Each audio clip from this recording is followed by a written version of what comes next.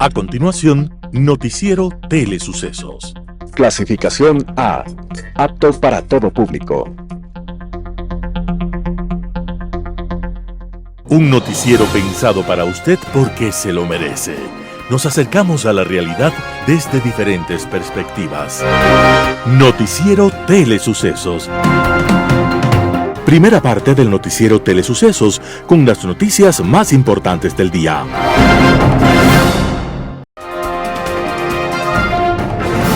Un día como hoy. En una aldea rusa, perdida entre la nieve, nació un niño que habría de ser parte de la historia del siglo XX. El niño se llamaba Grigori Efimovich y sufría delirios místicos cuando creía que podía llegar al cielo a través del autocastigo físico. Luego empezó a predicar que para que Dios nos perdonara era necesario pecar en exceso para poder sentir el arrepentimiento. A partir de estas prédicas, lo empezaron a llamar el depravado, que en ruso se dice Rasputín. Grigori Efimovich Rasputín. En ese momento, la nobleza rusa también vivía su propia locura y reinaba una idea llamada ciencia teosófica, una mezcla de Biblia, brujería antigua y creencias esotéricas modernas. En medio de ese cóctel, el hijo de los zares sufría de hemofilia y se propagó la idea de que Rasputín podía curarlo.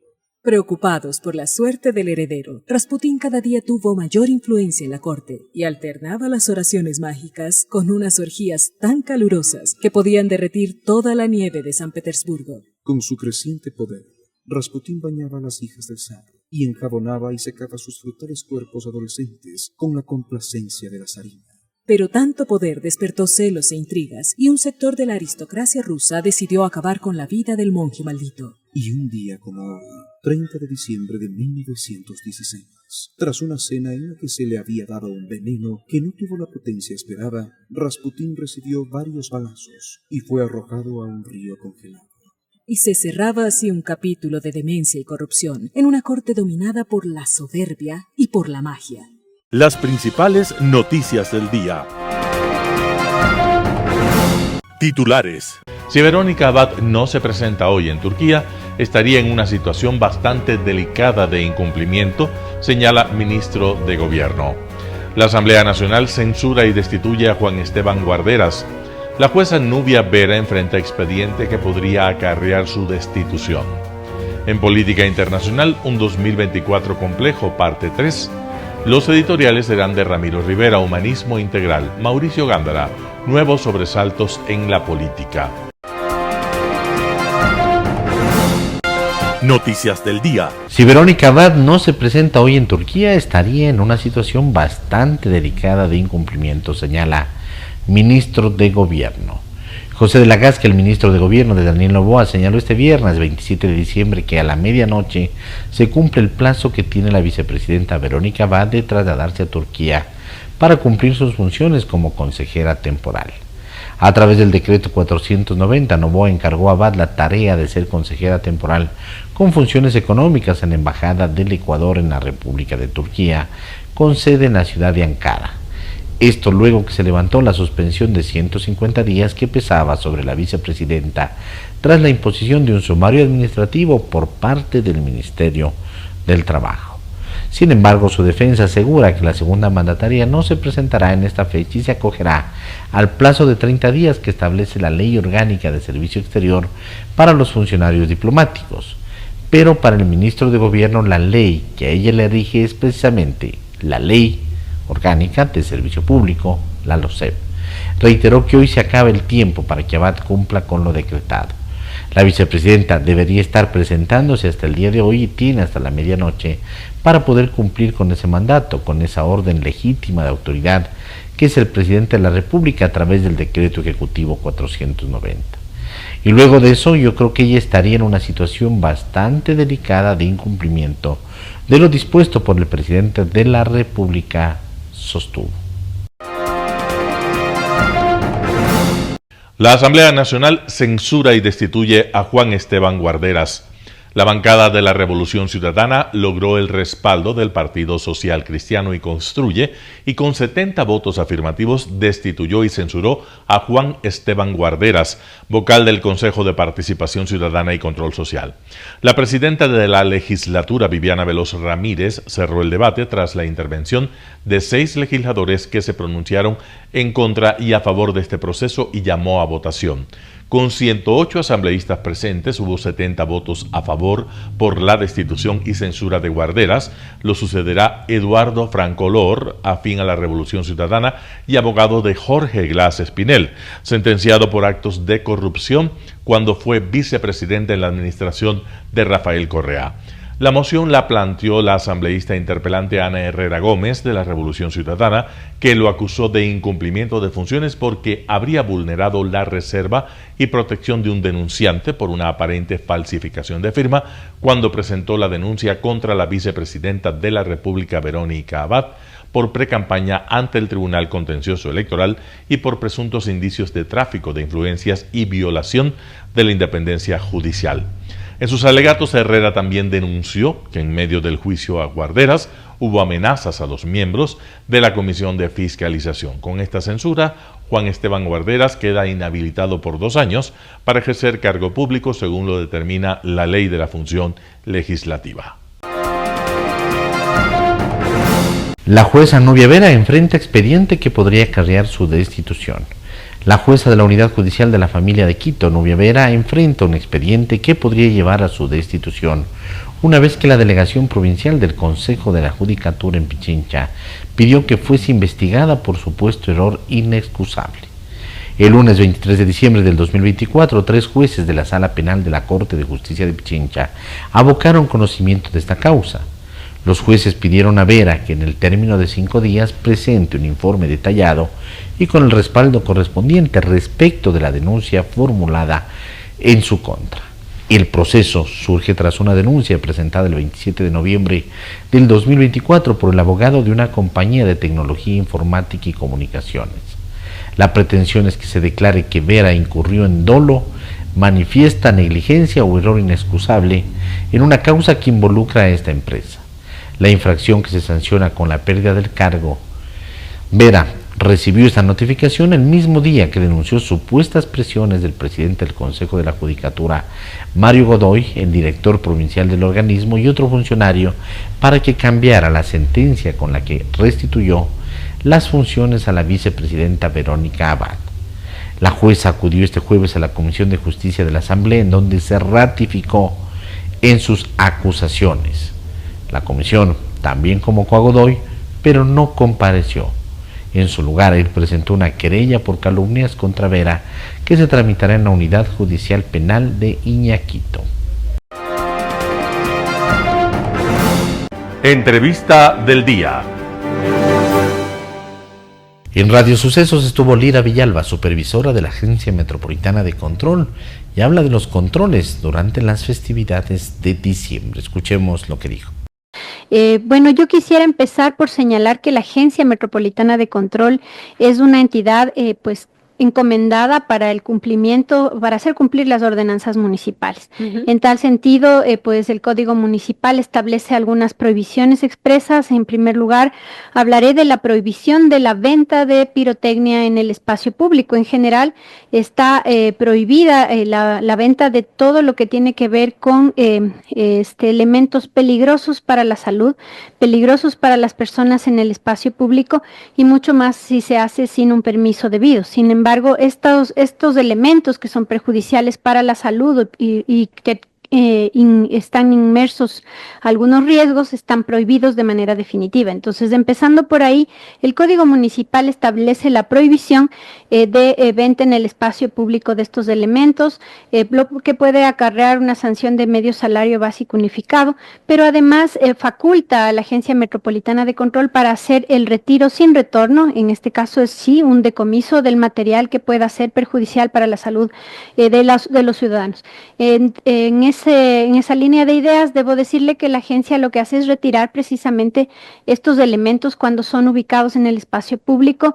Si hay ferias, por ejemplo, navideñas, nosotros estamos controlando si en el espacio público normalmente observamos pues que se están vendiendo bengalas, que se ven, no normalmente, sino más vale observamos que se vendan bengalas o cualquier tipo de elemento en ese sentido, podemos nosotros hacer el decomiso inmediato y la posterior entrega a Fuerzas Armadas para la correspondiente destrucción.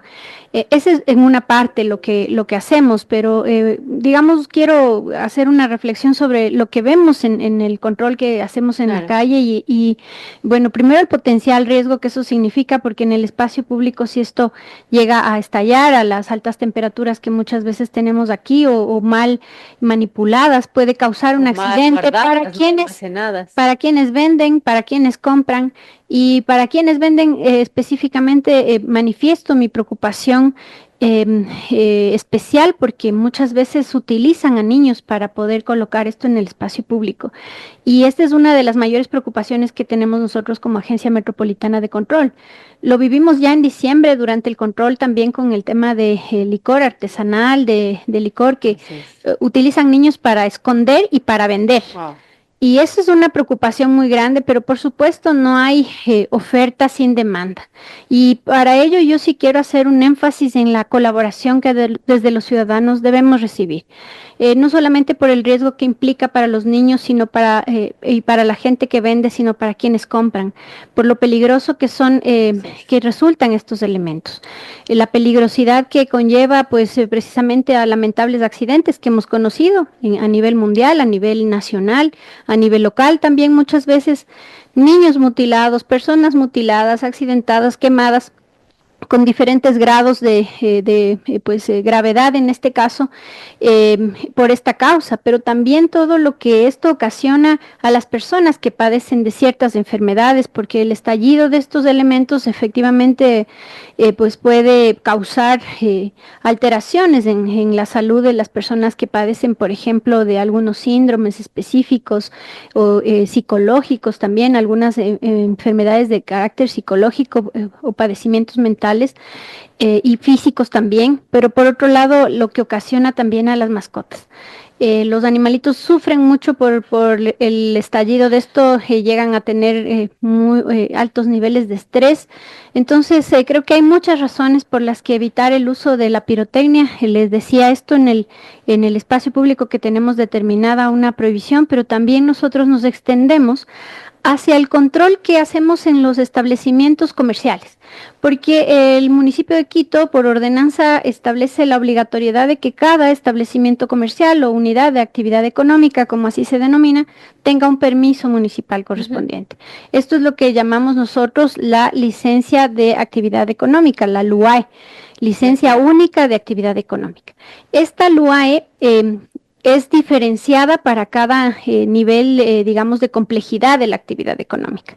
Tenemos una LUAE para venta, por ejemplo, de pirotecnia, que implica, pues, obviamente, que pase por filtros de bomberos, etcétera, para que, en todo caso, si digamos, la última decisión del ciudadano es utilizar estos elementos, lo haga de manera segura. Tanto para quienes venden como para quienes lo adquieren. Entonces, para vender necesitan una LUAE tipo 1. Si un establecimiento, por ejemplo, como hemos visto en el control, se dedica a vender elementos para fiestas, hemos visto, y por temporada lleva pirotecnia para vender, eso está prohibido, porque no tienen una LUAE específica para vender pirotecnia. Pero sí hay lugares específicos y legales que donde se puede. Hay lugares que deben tener una licencia específica para la venta de pirotecnia en el Distrito Metropolitano de Quito, por menor.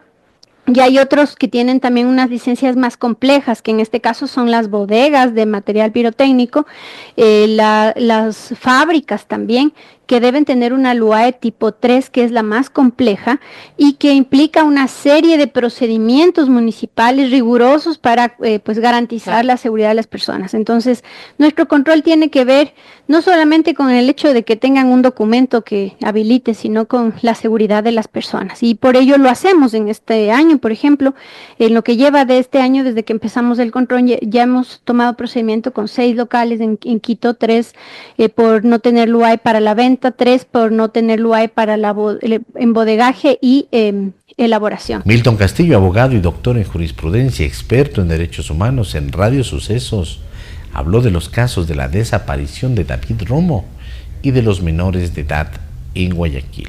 Veamos la nota. El tema de la desaparición forzada de personas, el delito, es un delito atroz que no tiene solo como víctimas a las personas desaparecidas, en este caso niños que necesitaban tener un tratamiento especialísimo por su condición de población vulnerable. También son víctimas los familiares. En el caso de Alexandra Córdoba, que conocemos tan de cerca ese proceso, la víctima sigue siendo ella y su familia, su hermana, su padre, sus abuelos. Toda la familia alrededor es víctima de este delito. En el caso de los niños de Guayaquil, el tema del habeas corpus aparece como un mecanismo muy útil para empezar a exigir la verdad por parte del Estado. El Estado, que tiene la obligación principal de garantizar la seguridad, la vida, la libertad y todos los derechos que conocemos, aun cuando estemos en estado de excepción, en donde pueden relajarse de alguna manera esos derechos, pero en ningún caso faculta al Estado a través de sus agentes a que actúe con discrecionalidad o con abuso de poder. No, el habeas corpus permite en este caso ya empezar con uno de los elementos más importantes, el indicio más importante del tema del delito de desaparición forzada, que es no tener explicación del último paradero que se tuvo de los muchachos, ¿no? Y esta falta de esclarecimiento de estos hechos en sí mismo y es un elemento suficiente y razonable de acuerdo a la jurisprudencia de la Corte Interamericana de Derechos Humanos, para tener indicios que indican la comisión del delito por parte del Estado, del delito de desaparición, o para configurar que efectivamente el Estado tuvo a los niños en su poder y luego ya no da razón del tema. Y como lo decía su anterior entrevistado, ¿cuáles son los procedimientos disciplinarios que ya se han iniciado en contra de aquellos militares que han reconocido que efectivamente ellos tuvieron en su poder a estos niños, ¿no? Por lo tanto, lo que nosotros esperamos, lo que se espera jurídicamente, digamos, es que de un momento a otro puedan aparecer. Y hay que pedir a la opinión pública con absoluta transparencia y de manera frontal que dejen de especular con este tema de que ya aparecieron unas osamentas en ni sé qué sitio y que podrían ser de los muchachos, porque eso es volver a revictimizar a los familiares de los muchachos. Y hay que pedirle a la clase política ecuatoriana que actúe con ética, que tampoco traten de aparecer como los esclarecedores del asunto, porque la mayoría de la clase política, y sobre todo en este caso en particular, la clase política ya ha demostrado que no tiene ninguna transparencia cuando trata este tipo de temas, y cuando fueron poder, tampoco lo hicieron. Bueno, ahora del caso de David Romo, que usted bien lo recuerda a través de su cuenta de X, Milton, ¿qué podemos decir sobre esto, las similitudes con el caso de los 4 menores desaparecidos y bueno, también las diferencias de los dos casos? Mire, cuando desaparece David, su madre pone una denuncia de desaparición y empieza a inventar la policía y la fiscalía. Lo que voy a decir es muy delicado, pero está soportado en el proceso judicial y me hago responsable de todas y cada una de las palabras que voy a decir. La justicia empieza a partir del 2016 a ya no darle respuestas a la madre de David y a desviar todo. Y supuestamente David había subido a un bus de transporte, en aquel momento vivía por la mitad del mundo, se había quedado dormido en ese transporte y digamos, el dueño del bus junto con el controlador le habrían robado el teléfono celular y a pesar de que había una denuncia de desaparición, el Estado empieza, la Fiscalía, con la investigación del delito de asociación ilícita.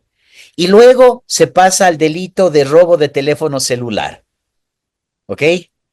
Luego, el propio exministro de gobierno, con quien se entrevista Alexandra Córdoba, el doctor José Serrano, le sugiere que siga una denuncia, una acusación particular en contra del dueño del bus. Y nunca investigan el tema de la desaparición. En Impacto Informativo, Esteban Ron, decano de la Facultad de Ciencias Sociales de la UIC, habló del caso de la vicepresidenta Verónica Abad. Escuchemos lo que dice.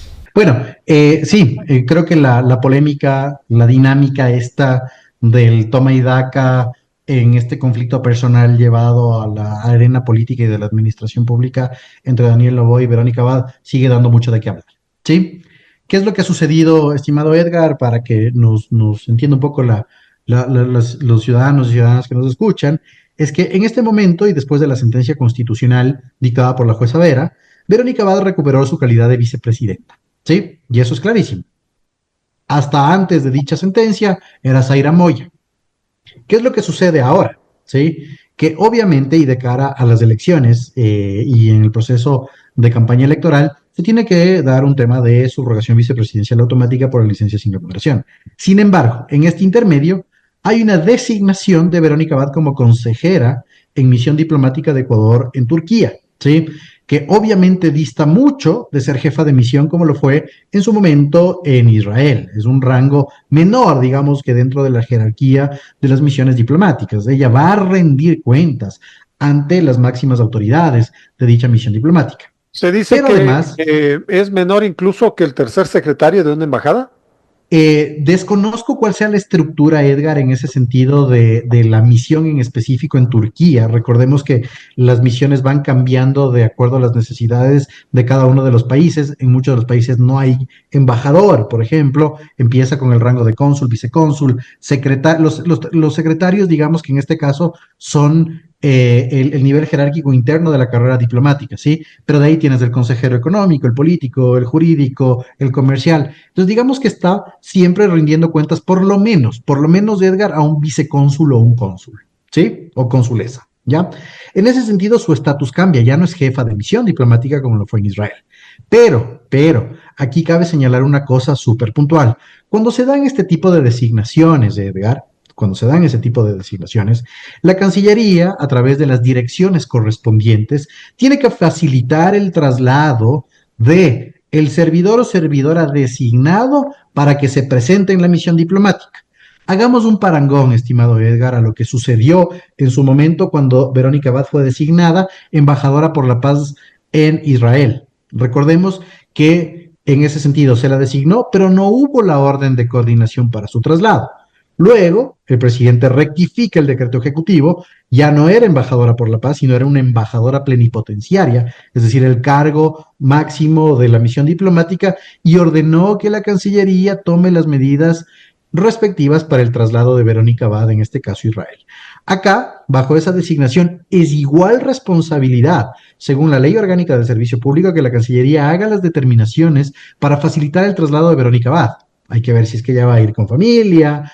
El tema de la compra de pasajes y el traslado también le corresponde a la propia Cancillería, Edgar, ¿sí? No es que de su cuenta y pecunio Verónica Abad, Edgar Vázquez o Esteban Ron, si nos designan, pagamos y luego vemos cómo lo recuperamos. Esa transición, ¿sí? De un estatus que no es de misión diplomática a ser, en este caso, misionario diplomático o servidor diplomático, lo hace la Cancillería. Y efectivamente la LOCE, la Ley Orgánica del Servicio Público, Edgar, señala que los servidores tienen un lapso de 30 días para la presentación ante el jefe de misión, pero es de esos 30 días para que se haga la coordinación por parte de la Cancillería.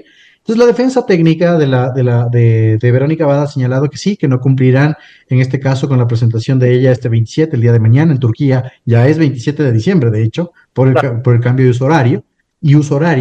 Entonces, creo que se van a someter en ese sentido a lo que dispone la LOCE. Ahora bien, les doy algo de razón, Edgar, ¿sí? Porque recordemos que nosotros tenemos que ir solventando los problemas jurídicos de la forma más didáctica y acudiendo a los principios constitucionales. Nuestra propia Constitución establece, artículo 424 y 425, un orden de aplicación de nuestro sistema jurídico, en el cual las leyes orgánicas están por encima de los decretos ejecutivos. ¿Sí? Entonces, tranquilamente, la defensa técnica y Verónica va a poder decir, según la ley orgánica, yo tengo 30 días y con esto yo me trasladaré hasta, ¿sí? Hasta, me parece que sería el 23 de enero a Turquía. Ahora, los tiempos políticos corren, ¿no? Y resulta que la próxima semana será 5 de enero, donde se inicia la campaña electoral. Eh, la expectativa crece en función de, mientras nos aproximamos al 5 de enero, porque ahí veremos si efectivamente el presidente Noboa se inclina por pedir o no la licencia para hacer campaña electoral. En caso de hacerlo, tendrá necesariamente que subrogar a Verónica Abad, que estará aquí, y ella estará también esperando. Sí, ese es el problema, Edgar. Ese es el problema que nosotros tenemos en este momento. La subrogación de Verónica Abad, no de la vicepresidenta, de Verónica Abad. Ya lo hemos hablado en otras ocasiones contigo. Es un impasse personal entre Daniel Noboa y Verónica Abad que fue trasladada a la arena política y a la arena de la administración pública, ¿sí? No se ha logrado cambiar este impasse, pero además se ha puesto más minas para que este impasse no sea solventado. Y veamos los tiempos, que es justamente lo que tú dices. Si nos vamos a los tiempos de la acción de protección, en este caso, que ya fue favorable y que tiene una sentencia favorable a Verónica Abad y que declaró que sus derechos constitucionales han sido vulnerados, fue apelada por el Ministerio del Trabajo en la propia audiencia. Un panorama de noticias para su estatura intelectual.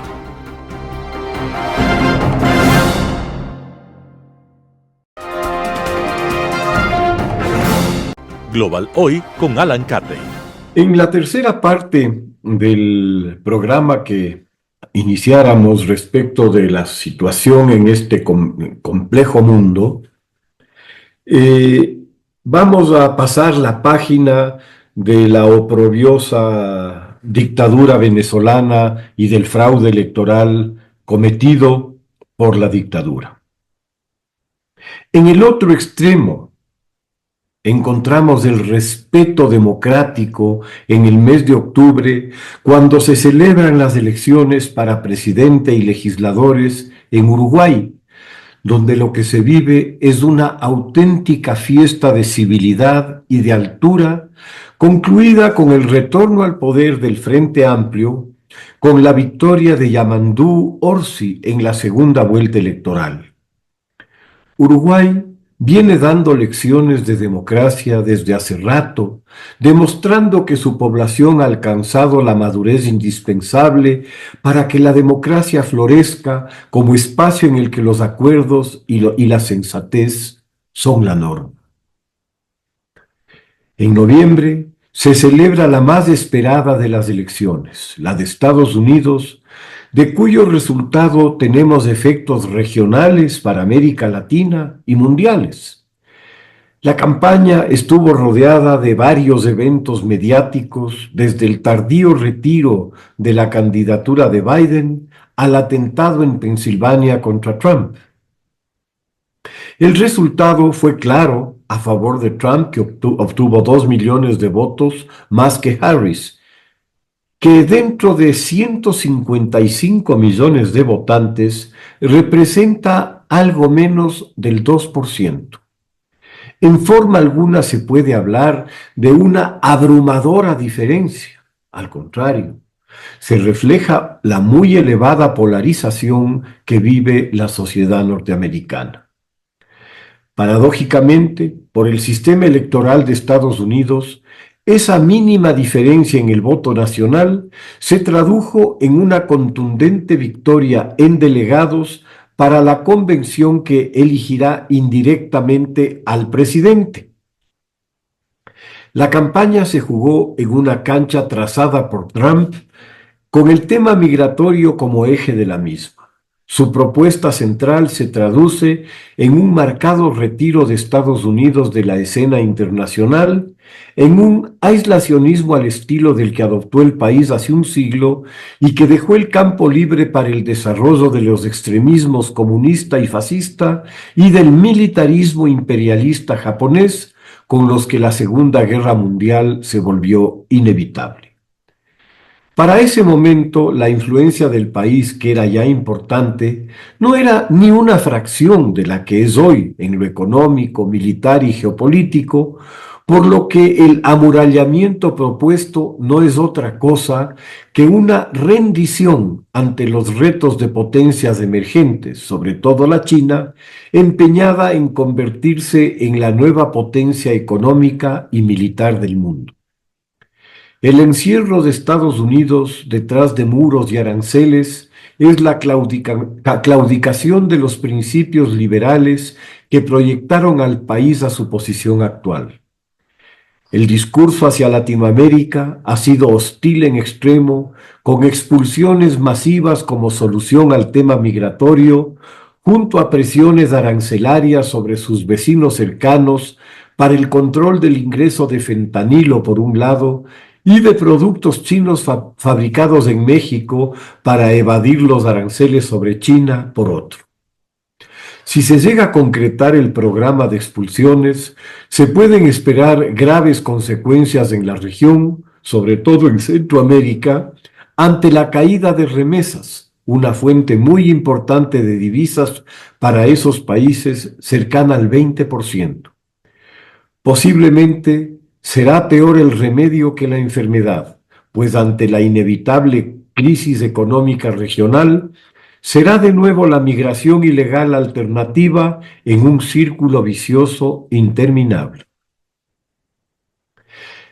La elección de Trump arroja largas sombras sobre la credibilidad de Estados Unidos como un aliado confiable, dudas que nacen de las mismas declaraciones que repetidamente ha hecho Trump en relación a la OTAN cuando ésta se encuentra ante la más grave amenaza desde el final de la Guerra Fría para Europa, con la intensificación del imperialismo ruso que, no contento con su guerra de agresión en Ucrania, ha actuado también en contra de Rumania, subvirtiendo las elecciones en ese país al punto de ser declaradas nulas ante la evidencia, y de Georgia, ubicando un títere suyo en el gobierno con graves indicios de otra injerencia más en el Cáucaso que, junto a las exigencias rusas del retiro de los países que fueran parte del Imperio Soviético, tanto las exrepúblicas bálticas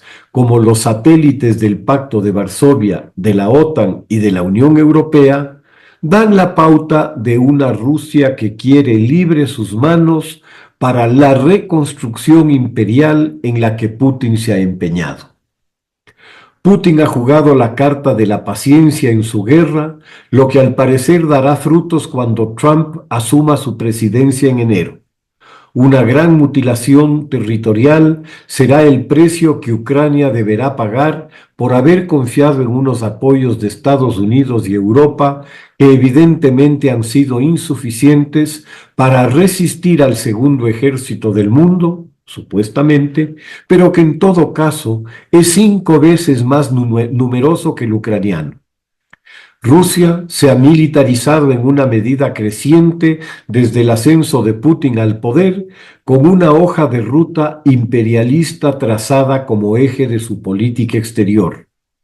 Visto en retrospectiva, la renuncia ucraniana a sus 3.000 cabezas nucleares en 1994, que hacían del país la tercera potencia nuclear del mundo, parecería haber sido un enorme error ante la indiferencia rusa por los acuerdos que firma, convertidos en papel mojado cuando le conviene, y también ante el incumplimiento de Estados Unidos y el Reino Unido de las garantías ofrecidas a Ucrania de hacer valer los acuerdos del Memorando de Budapest en relación a la integridad territorial de Ucrania. Lo incumplieron en 2014 tras la anexión rusa de Crimea Lo incumplieron a lo largo de los 8 años de guerra soterrada para separar el Donbas de Ucrania y por lo que se vislumbra, lo seguirán incumpliendo al forzar a Ucrania a aceptar una paz de despojo. Fuera del conflicto ucraniano, tenemos otros conflictos de gran preocupación en el mundo que trataremos en nuestro próximo programa. Muchas gracias. Editorial. Humanismo Integral, artículo de Ramiro Rivera publicado en Diario El Comercio. La Navidad y el fin de año nos atrae a pensar en el yo, pero también en el nosotros. Y próximos a una elección, recapacitar en una política al servicio de la persona y el bien común. Ante la repulsión y rechazado como algo sucio y contaminado, oficio preferido en su mayoría por los mediocres frenéticos para enriquecerse y movidos por el resentimiento. Aquellos que la degradan y manchan, pensar en la política portadora de valores de la ética y democracia, puesto que su desgaste merma la credibilidad y su erosión es la antesala para que penetre el resentimiento que pronto deviene en tiranía y corrupción. Ya lo vivimos durante 10 años. Pensemos en una política configurada por la ética del servicio, que respete los derechos de las personas y de su dignidad, consciente de la decisión legitimadora de la mayoría y respetuosa de la minoría. Una política con partidos y no remedos, que porten ideas, valores y propuestas, capaces de recuperar algo de prestigio y respeto, con respuestas a los nuevos problemas de este tiempo, que repiensen un Estado eficiente y no la monstruosa maquinaria de lentitud, obstáculos y corrupción. Política que mejore la calidad de vida, abierta y dedicada al bien común, comprometida con la solidaridad y que reconozca la pluralidad y la diversidad, sin dogmas y eslóganes vacíos de contenido, que no dependa de un caudillo rencoroso, ávido de venganza y empachado de odio.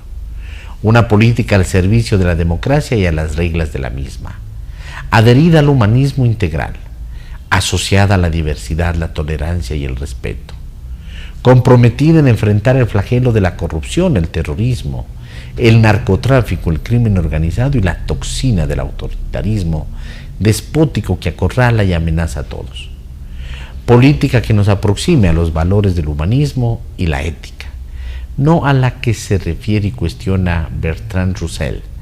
La política es el arte de disfrazar de interés general el interés particular, sino como la posibilidad de escoger entre distintas opciones, la libertad.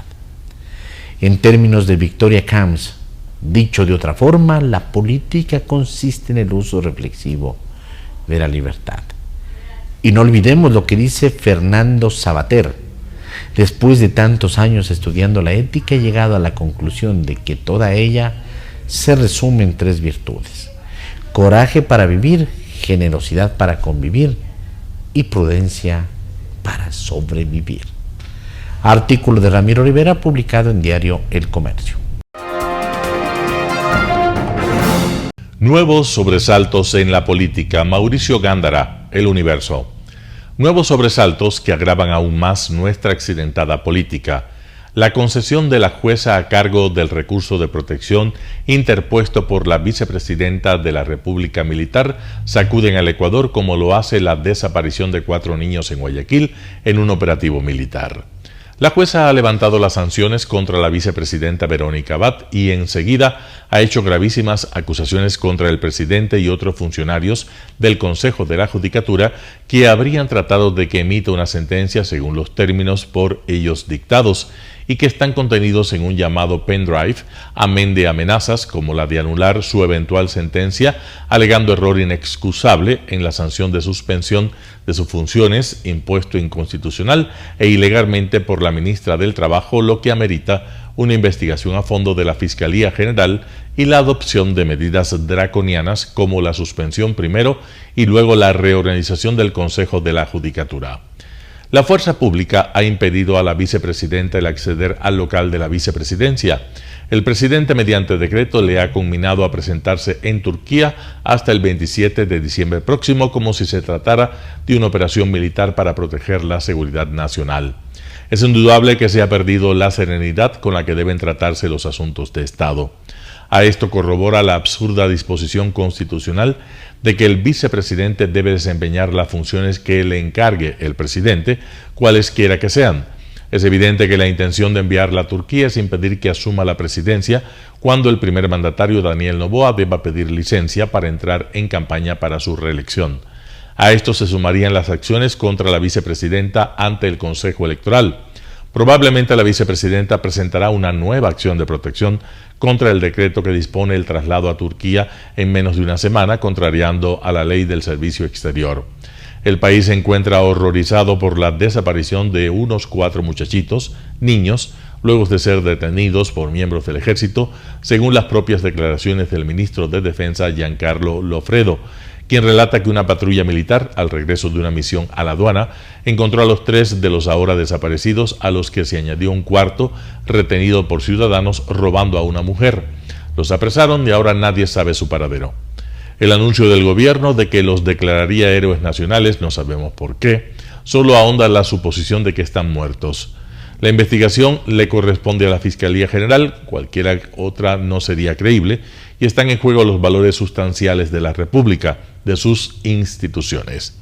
Están en observación el sistema de justicia, antaño tan respetable, el prestigio de las Fuerzas Armadas. El Ejecutivo tiene mucho por lo que responder. Su enfrentamiento con la Asamblea Nacional por la publicación de un proyecto de ley que ha sido suspendido por la Corte Constitucional lo debilita también. Es hora de rectificar. Mauricio Gándara, El Universo.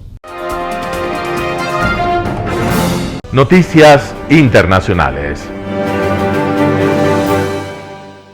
El presidente alemán disuelve el parlamento y anuncia elecciones para febrero. Ein entsprechendes Schreiben ist soeben der Präsidentin.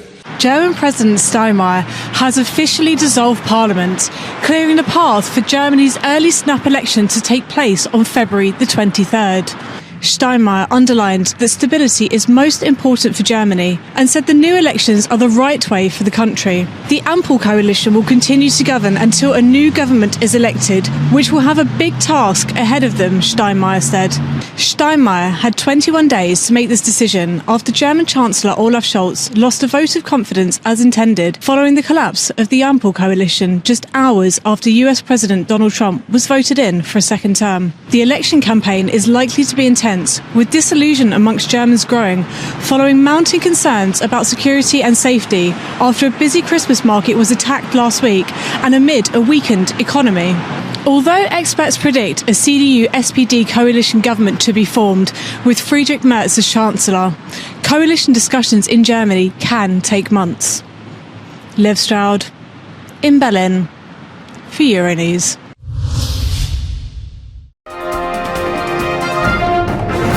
Más de 10.000 migrantes murieron en el mar al intentar llegar a España en 2024, según un informe de Caminando Fronteras.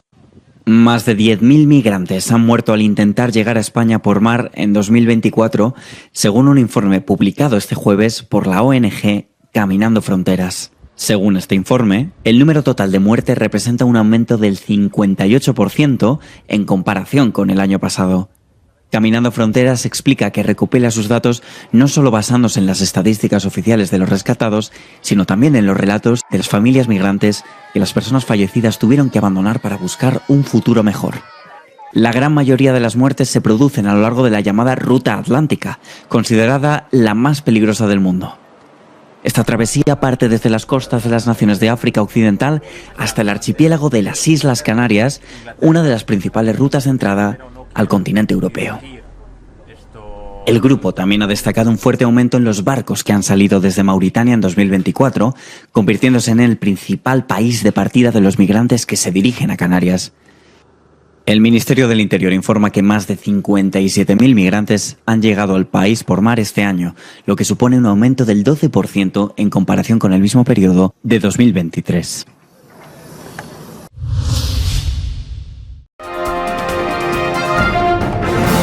Estudio advierte sobre hundimiento de decenas de edificios en el sur de Florida.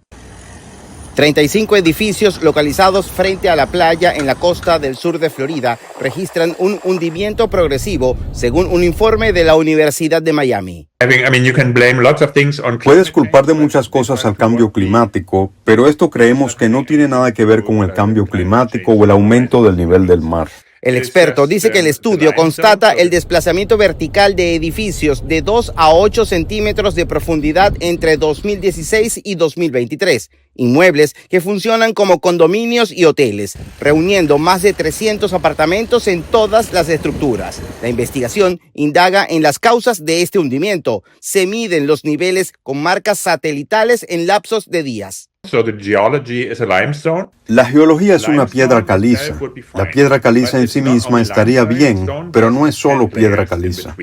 Hay algunas capas de arena en el medio y eso es esencialmente arena de cuarzo, arena que llegó a lo largo de la costa desde los Apalaches en la historia geológica. En esa misma zona ocurrió el colapso de la Torre Champlain Sur de Surfside en 2021, un siniestro que cobró la vida de 98 personas dentro del inmueble. Para otros expertos en este tipo de estructuras, la data es muy reciente para calificar la evidencia como motivo de emergencia. Es muy probable que hayan asentamientos en edificios que son relativamente nuevos y es muy poco probable que hayan asentamientos que son mucho más viejos. Entonces es un problema de monitoreo. No creo que en este momento, a menos que se detecten rajaduras estructurales. Una variable para investigar es si un eventual cambio del grado de alcalinidad de las aguas pudo debilitar las estructuras, según el experto. Otra condición que debe ser tomada en cuenta por las autoridades es la cantidad de pisos de estos inmuebles, porque, según ingenieros, la altura puede ser proporcional al potencial peligro de colapso. José Perralete, Voz de América, Miami.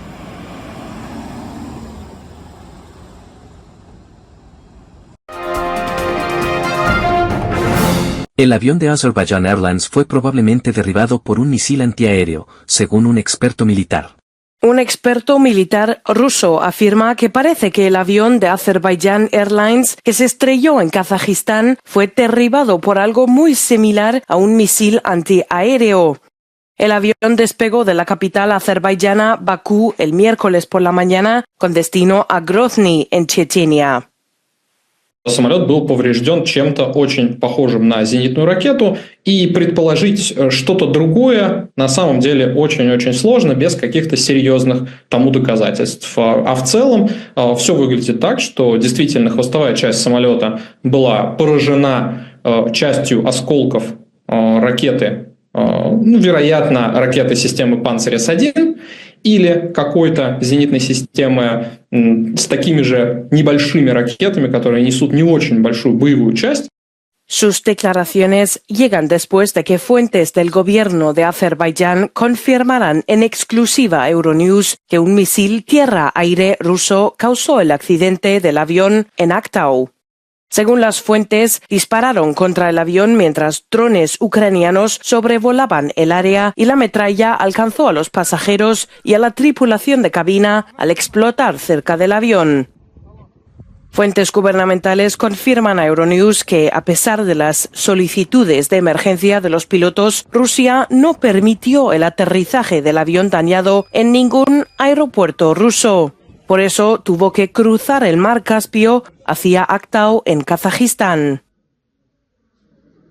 El jueves, Moscú instó a no difundir hipótesis sobre la causa del accidente hasta que se haya concluido la investigación. Si se confirman los datos preliminares, esta sería la segunda vez en una década que las fuerzas rusas destruyen un avión comercial.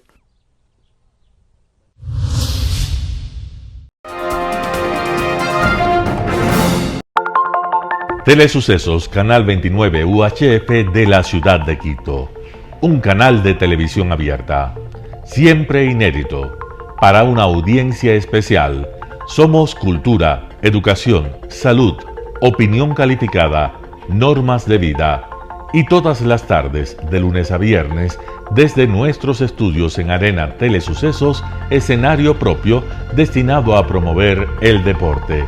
En tiempo real, usted y su familia en su televisor desde la comodidad de su hogar disfrutarán de los partidos, eventos, campeonatos que realizamos diariamente de ecuavóley, básquet, box, lucha libre, cachascán, gimnasia, artes marciales, tenis de mesa, fútbol sala, transmisiones en vivo de los principales partidos de fútbol barrial y colegial. En fin, somos un canal inédito, inéditos en el deporte. Transmisiones de acción y conocimiento en el deporte. Espacio diario conducido por el arquitecto David López todas las tardes, de lunes a viernes, de 4 a 5 de la tarde. Siempre inéditos y distintos, siempre jóvenes. Personajes jóvenes de generaciones nuevas.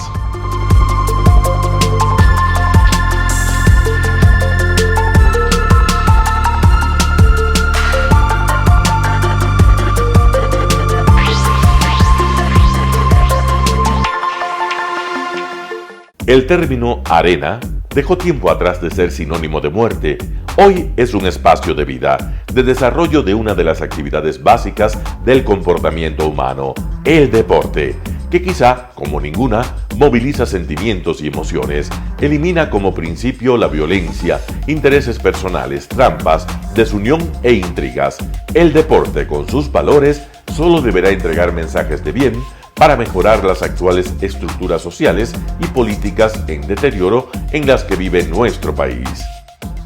Hoy entregamos a nuestra audiencia de la ciudad de Quito deportes y en especial a la parroquia de Calderón, uno de los sectores populares de mayor desarrollo de la ciudad, con una población estimada en 1 millón de habitantes que están en contacto diario con el canal 29 UHF, presente con sus instalaciones deportivas en Llano Grande, su centro de gravedad.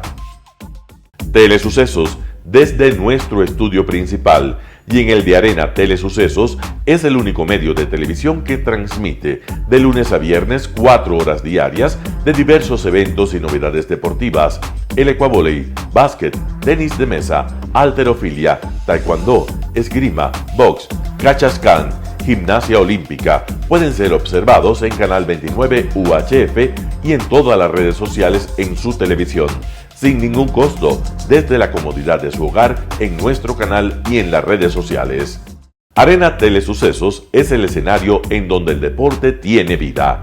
Nuestros invitados y jugadores están en la cancha junto a usted y como nunca antes en la pantalla de su televisor, acercándole a un espectáculo inolvidable de luz, color y fiesta. Por fin usted encuentra el deporte que practica y que nunca es transmitido ni considerado por otros medios de comunicación con la importancia que nosotros le damos. El ecuavóley es el gran protagonista en una cancha con todos los estándares y comodidad para su práctica.